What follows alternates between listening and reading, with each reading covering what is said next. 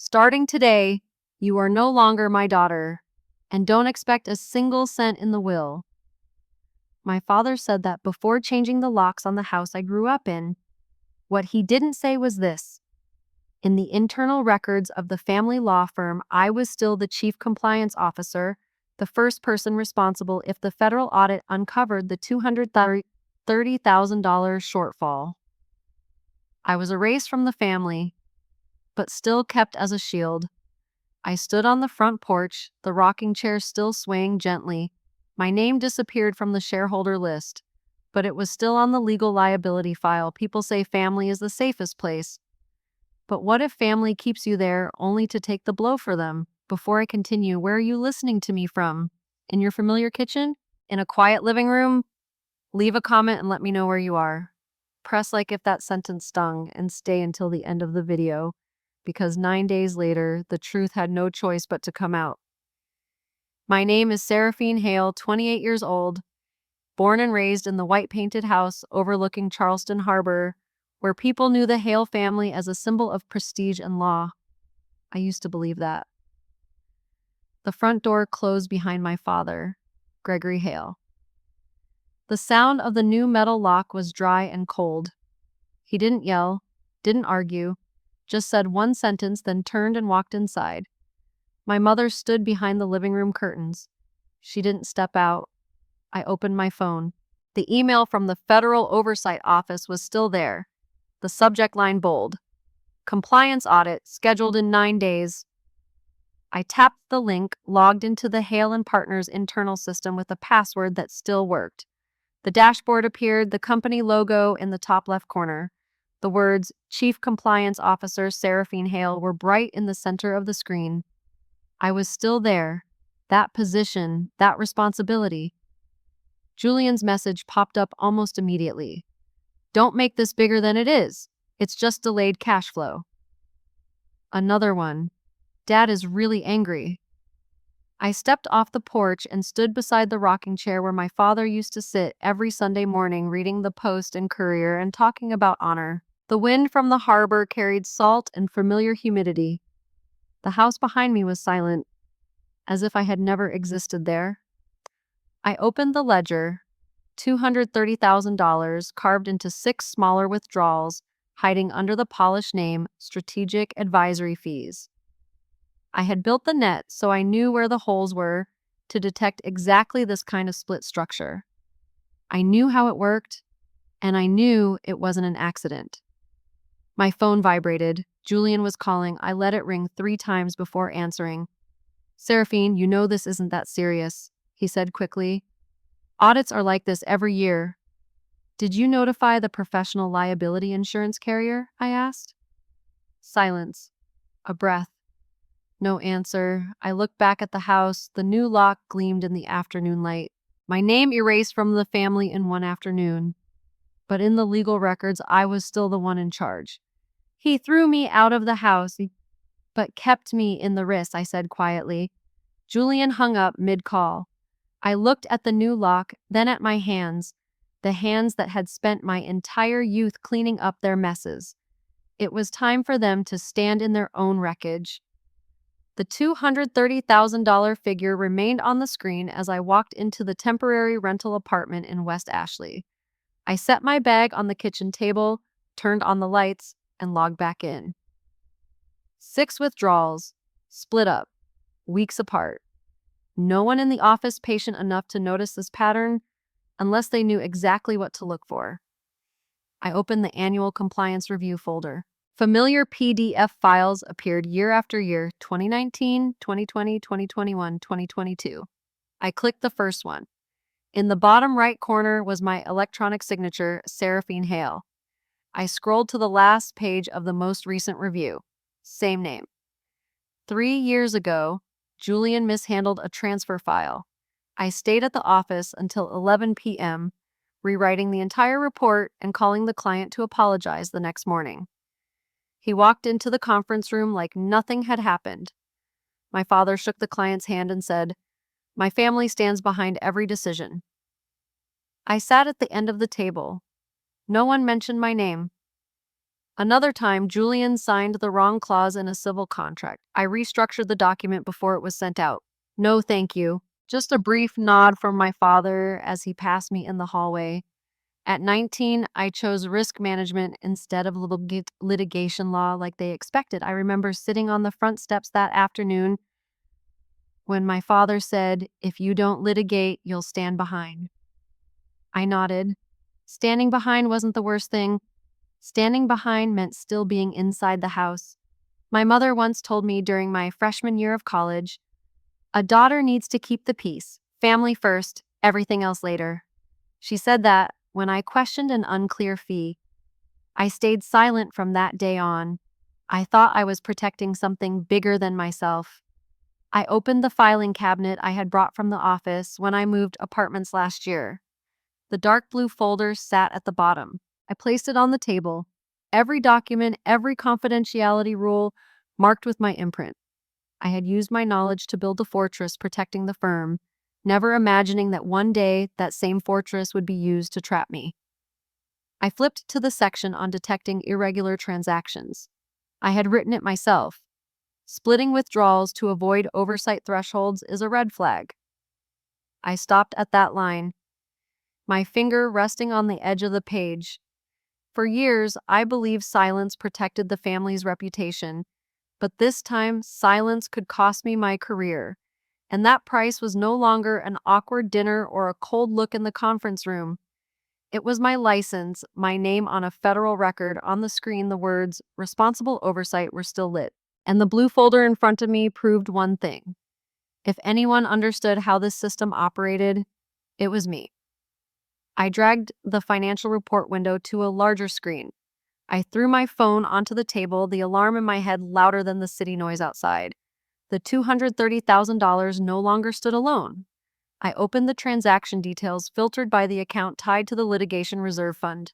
6 withdrawals, each under the automatic alert threshold, spaced 3 to 5 weeks apart. No one withdraws $230,000 in a single transaction if they know the system is watching. I clicked vendor. The company name appeared. Harbor Strategic Advisory, LLC, established 6 months ago. Office address in a small building near the marina, mostly short-term rental suites. I opened the state's public business registration. Registered agent, Daniel Mercer. Daniel Mercer had played golf with Julian since college. I went back into the system, opened each attached invoice. The description was brief. Strategic Advisory, Litigation Risk Assessment. No analysis report, no supporting documents, just a one-page invoice with an electronic signature at the bottom. The first approval signature belonged to Julian. I scrolled down. Second level approval, Gregory Hale. The screen reflected my face, pale blue light from the laptop against the wall. I opened internal email, searched Harbor Strategic. A thread appeared, Julian proposing payment. My father replying, "I make sure this stays quiet until after this quarter. The next message will balance it out once the audit is complete." I read that sentence again. Balance it out once the audit is complete. I zoomed in on the $230,000 total on the report. 6 withdrawals totaling $230,000, not a mistake, not an oversight. The structure was too clean, too precise. "This isn't a mistake," I said out loud, though I was alone in the room. I traced the incoming deposits into Harbor Strategic's account. The payment dates matched the deposit for a new yacht at the Charleston Marina. I didn't need to guess who frequented that dock. I returned to the email thread, scrolled to the bottom. A short line from my father to Julian 3 months earlier. "That girl, Seraphine, has never had a stain on her record. Let her name stay on it. No one will suspect a thing." Reading that line, what do you feel towards Seraphine's father and brother? Leave an emoji that shows your anger or reaction right now. I truly need to know if I'm being too sensitive. I stopped at that sentence, my finger hovering over the mouse. No one was fooled here. And in 9 days, when the audit began, the question wouldn't be where the money went. The question would be whose name stood responsible. My phone vibrated again when the wall clock read 11:41 p.m. Julian's name lit up on the screen. I let it ring 3 times before answering. Outside the window, the lights of the Ravenel Bridge reflected across the dark water. "Seraphine, you're making this worse," he said immediately, no greeting, his voice low but urgent, like he was afraid someone might overhear. "Just keep this quiet. Audits are the same every year. They glance through the files and leave." I set the laptop on the table and paced a few steps in the narrow living room. 6 withdrawals, same vendor created 6 months ago. You call that glancing through? "It's consulting fees, Dad approved it," he replied quickly. "I'll fix it. Just don't escalate this." I looked at my faint reflection in the dark glass. "Did you notify the professional liability insurance carrier?" Silence. I heard him breathing, papers shuffling, then nothing. "Julian." "No," he said more quietly, "because it's not necessary." I went back to the table, reopened the audit email. The subject line still there. 9 days. If the insurance carrier wasn't notified before the audit began, every liability would fall directly on the compliance officer, my name. "You think they won't dig deeper?" I asked. "You're overreacting," Dad said. "What did Dad say?" I cut in. "Keep it quiet until after this quarter?" He didn't answer, just heavier breathing. I held the edge of the table to keep my voice steady. "You said I'm no longer family, then I'll act like a professional." "Seraphine, don't do this." This time there was something close to panic in his voice. "You know what that will cause." "I know," I said. "And so do you." On the other end, he started talking fast, explaining that Harbor Strategic was temporary, that Dad had calculated everything, that it would all be balanced out before anyone saw it. The words drifted like wind through an old window. "You have 5 minutes," I said when he paused for breath. 5 minutes to send me a concrete repayment plan. If you don't, I'll email my formal resignation from the compliance position tomorrow morning." "You can't do that." I looked at the clock. 11:48 p.m. "You changed the locks on my house this afternoon," I said slowly. "You can't lock the door and still expect me to guard it." I hung up before he could answer. The room returned to silence, only the hum of the air conditioner. On the screen, my name was still lit under responsible oversight. And for the first time, the fear wasn't just about losing my license. It was about knowing exactly who was pushing me forward to take the hit. 3 days later, the house on East Battery was lit up as if nothing had happened. Mercedes and Lexus cars lined both sides of the street. The sign in front of the gate read "Hale and Partners, 40 Years of Excellence," neatly displayed above a red carpet leading into the living room. I stood across the street for a few seconds before crossing. Soft jazz music played in the wide living room, crystal glasses clinking. Familiar faces from Charleston's legal circle laughed, shook hands, reminisced about high-profile cases from decades past. My mother moved between guest groups in a navy dress, her smile practiced over 30 years. When she saw me enter, she paused for a beat, then turned away as if I were just a late guest. My father stood in the center of the room beside Julian, a tailored gray suit, hair slicked back neatly. He raised his glass, voice deep and steady. 40 years built on integrity and responsibility. Applause filled the room. He placed a hand on Julian's shoulder. "The future of Hale and Partners is right here." Julian smiled, a subtle nod like he had waited for this moment all along. I stood at the back of the room near the bar, scanning the space. In the right corner by the window, I spotted Linda Carrington, the firm's professional liability insurance representative. She wore a cream suit, speaking with an older partner. Reputation shines brightest right before it's tested. I walked toward Ms. Carrington while the applause was still fading.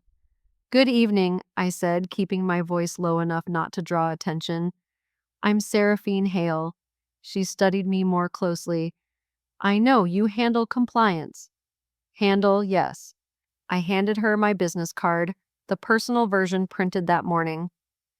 "And I'm here to formally notify you that I am resigning from the position of Chief Compliance Officer, effective immediately after tonight." Ms. Carrington stopped smiling. "I thought you were still—" "My name is still there," I said, meeting her eyes. "But I no longer have control over the files." and I will not sign off on any reports after tonight. The music continued behind us. My father was telling a story about his first lawsuit. Laughter again. Ms. Carrington tilted her head slightly. Do you have a specific reason? Yes, I replied, and I believe you should request the full documentation for Harbor Strategic Advisory before the audit begins. The air around us seemed to shift, even though the party remained loud. Ms. Carrington looked at me for a few more seconds, then said quietly, "We'll need all related records." I nodded.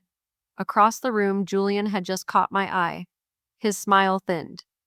My father still held up his glass, talking about tradition and ethics, not knowing that just a few steps behind him, the foundation of the evening was starting to crack.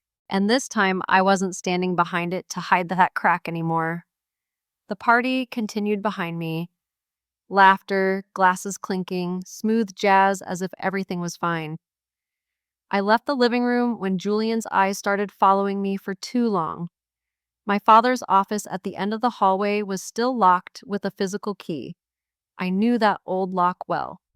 The spare key used to hang behind the family photo frame in the dining room. It was still there. The room smelled like oak and old paper. The desk was covered in files and congratulatory envelopes for the firm's 40th anniversary. I turned on the desk lamp, opened my laptop, and logged back into the internal system using the house Wi-Fi. The email thread between my father and Julian was intact. I had read it once. This time I read it slower. Julian, the harbor transfer is done. I'll balance it out before next quarter. Father, make sure it stays quiet until after the audit. Julian, if they ask. Father, Seraphine has the cleanest record. I stopped at that line. The cursor blinked right beside my name. There was no mistake here. My father hadn't been tricked. He read every report. He approved every transfer. He knew Harbor Strategic was Daniel Mercer's company. He knew the 6 withdrawals wouldn't trigger alerts. And he knew my name was the last one in line. I scrolled to the next email. Father, keep the structure. Once the audit is over, we'll adjust. I sat down in the leather chair behind his desk. That chair used to be the reward whenever I finished a difficult project. He would say, "You did well." Then he'd turn back to Julian to talk about a new case. The light from the screen washed over the wall. I read that line again. Seraphine has the cleanest record. Not because I was trustworthy, not because I was better, but because my record was clean. Clean enough to stand in front of an audit. Clean enough to take the responsibility if everything collapsed. Footsteps echoed in the hallway. I shut off my laptop screen, stood up, and put the key back in the same place behind the photo frame. Before I left the office, I looked back at my father's desk. The family photos were lined up neatly. One was of the 3 of us in front of the newly expanded office building. I stood at the edge of the picture, Julian in the center, my father's hand on his shoulder. I stepped out and closed the door softly. This time, I wasn't an accidental victim. I was a carefully calculated backup plan, and when a backup plan stops accepting its role, the plan behind it has to be exposed. The next morning, at exactly 8 a.m., I walked into the 12th floor conference room of the office building. The city outside was still covered in a thin layer of fog. On the table were paper cups of coffee, printed packets, and the guarded looks of 3 representatives from the professional liability insurance carrier. 2 senior partners were there too. My father sat at the head of the table, Julian to his right, his collar not even straight yet. I set my laptop down and connected to the screen. No small talk. The presentation opened with the timeline of the 6 transfers. Date, amount, receiving account name. I put the fake invoices on the screen. Numbers don't lie. They revealed the emptiness in the reserve fund and the emptiness in my father's words. The $230,000 sat clearly in the middle of the screen. This is the internal cash flow over the past 6 months, I said, my voice steady, not louder than my heartbeat. This amount was not included in the plan registered with the insurance carrier. One insurance representative leaned forward. He asked about risk notification. I answered with extracted emails, the send dates bolded. There had been no notification. Julian cut in. We plan to adjust it before the audit. Seraphine is overreacting. I switched to the next slide. The email thread between him and my father appeared. The wording intact. Keep it quiet until after the audit. And the last line, Seraphine has the cleanest record. The room went silent. My father tapped his hand lightly on the table. You're betraying the family. He looked at me the way he looked at a difficult case, not a daughter. In that dead quiet conference room, one side was loyalty to family, the other was professional integrity. In your opinion, where's the line between protecting your family and covering up wrongdoing? Do you choose family or do you choose truth? Leave your opinion. I closed my laptop. I slid the resignation letter I had already signed toward the insurance representative. From this moment on, I have nothing to do with the false numbers at Hale and Partners. Please begin an independent audit. I didn't look at my father because I knew what was collapsing wasn't just the firm. It was the mask of integrity he had worn his entire life. Julian shot up, his chair scraping back. Are you crazy? I took the brass keyring to the main office out of my bag and set it on the table. The metal hitting the wood sounded dry and sharp. I'm not holding up this roof anymore. One partner exhaled and flipped through the papers. The insurance representative nodded and took notes. They demanded access to the accounting system and the original records within 24 hours. I signed the handover confirmation for the data under my control. My father turned away, staring out the glass. The city below him kept moving like it always did. The meeting ended with a packed schedule. The audit would begin within 72 hours. All related accounts were flagged for monitoring. I gathered my personal file. When I stepped out of the room, the door closing behind me sounded heavier than any door I had ever walked away from. 3 days. In 72 hours, there would be no place left for a backup plan. 72 hours passed faster than I expected. Right on schedule, the independent audit team walked into the office with neat leather briefcases and a list of system access requests. They worked nonstop. Every accounting file opened, every transaction matched, no more private calls at the end of the day, no more internal adjustments. On the afternoon of the second day, one of the auditors requested a closed-door meeting with the executive team. I sat at the far end of the table, no longer the compliance officer, just the person providing records. The preliminary report was placed in the center. The 6 transfers were identified as non-compliant with risk disclosure procedure. The delay in notifying the insurance carrier was recorded as a violation of contract terms. Julian didn't raise his voice anymore. He sat silent, gripping his pen so hard his knuckles went white. By the end of the meeting, a temporary suspension of his license was announced. He left the room before anyone could meet his eyes. The firm was placed under special oversight for 12 months. Every financial report had to be independently reviewed before approval. The insurance premium increased, and the reserve fund had to be replenished. The numbers were clear, leaving no room for feelings. My father submitted his resignation from leadership within that same week. He said he needed rest. No one argued, no one applauded, just the sound of chairs scraping the floor and people avoiding each other's eyes in the hallway. The old house wasn't sold, but the finances were restructured.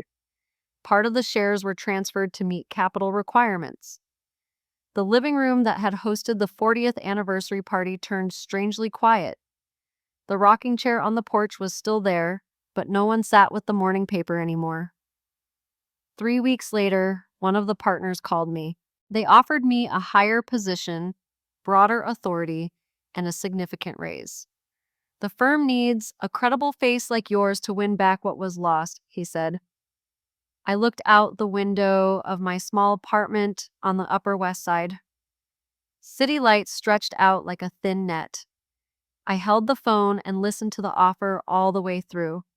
Thank you, I said, but I'm not coming back. That moment wasn't loud. No keys clattering onto a table, just a short decision. I had protected that reputation for years. This time I chose to protect myself. A week later, I went back to the old house on a late afternoon, not to go inside, just to stand on the porch for a few minutes. The white painted wooden door had a new lock. The living room window was half closed. The rocking chair sat still, no longer swaying like it had that night. I sat on the stone step and placed my bag beside me. The maple trees out front had started shedding leaves. The sound of cars on the familiar street felt stranger than I expected. For a long time, I believed silence was how you kept a family from unnecessary collisions. I used to apologize for mistakes that weren't mine. I used to stay up late, fixing reports so no one would be questioned the next morning. I thought that was the responsibility of a reasonable daughter. But what was the cost of being that reasonable? Wind moved through the porch, making an old newspaper on the chair tremble slightly. I remembered how I used to fear being called too harsh, too ambitious, too independent, afraid of disappointing my father, afraid my family would think I only cared about rules and numbers. Today, I looked back and realized I had been wrong about something basic. Boundaries aren't betrayal. Boundaries are how you keep yourself from being dragged into choices that were never yours. My phone buzzed in my hand. An email confirmation, business registration approved. My risk management consulting firm was officially formed. My name stood alone on the license. I opened LinkedIn. Under experience, the line Hale and Partners was still there, like a long chapter that hadn't closed. I stared at it for a few seconds, then hit edit. Deleted the name, saved changes. That moment was so small, no one but me would ever know. But I felt it clearly, like a lock turning open inside me. I stood up and brushed dust off my skirt. I didn't step into the house. I didn't knock. I looked at the rocking chair one last time. It sat still in the late day shadow, cold and hollow. I realized that for years, it wasn't the chair that had been rocking. I had been the one shaking it, trying to create fake warmth for this house. Now I let go. I left before it got fully dark. This time no one held me back. Have you ever had to let go of something you poured your heart into just to find yourself again? I'm telling this from a new apartment where a different chapter is starting. And you, where are you listening to me from? A familiar cafe corner or inside your own home? Share it with me. My family still exists. The firm still has its name on the glass building. Shareholder meetings still happen on time. Only one thing changed. I'm no longer standing in the middle, taking every stare and every risk for them. I don't hate my father, and I'm not carrying a sentence inside me for Julian. There are choices they made and choices I had to make. The truth didn't make me feel light right away. It cost me a familiar roof, Sunday dinners, and the feeling of being family the old way. But I kept my license, I kept my name clean on the federal record. I kept the ability to look in the mirror every morning without avoiding my own eyes. Truth has a price, and I paid with part of my past. Some nights I still think about the rocking chair on the porch, about my father reading the paper in the morning, about the young woman who believed silence was the best way to love. I don't erase those memories. I just put them where they belong, behind me. My firm started with 3 small clients, nothing flashy, no giant glass conference rooms, just a desk, a laptop, and calls that ran late into the night. Every time I signed a new contract, I knew I was building something else. Not a family empire, but a clear boundary between responsibility and exploitation. I didn't win a battle, I left a loop. This story is fictional, inspired by real-life situations and very real conflicts between responsibility, family, and integrity. It was created with the support of AI and then edited by a human, with the hope of offering a thoughtful perspective and emotional value. I don't encourage you to copy the actions in this story. Every situation has its own context, and every decision has its cost. If there's one gift I can leave you after all of this, it's this. Don't trade your integrity just to protect someone else's image. Sometimes leaving isn't losing. It's the only way to keep yourself. If you stayed with me until the very end, I truly appreciate it. Where are you listening to me from? A warm kitchen, a quiet living room, or some small corner somewhere? Leave a comment and tell me. What you feel matters more than you think. If this story touched you, a like or a subscription is how you help stories like this keep getting told. Turn on notifications if you want to stay with me in the next videos. Thank you for your time. The fact that you stayed until the end already means something.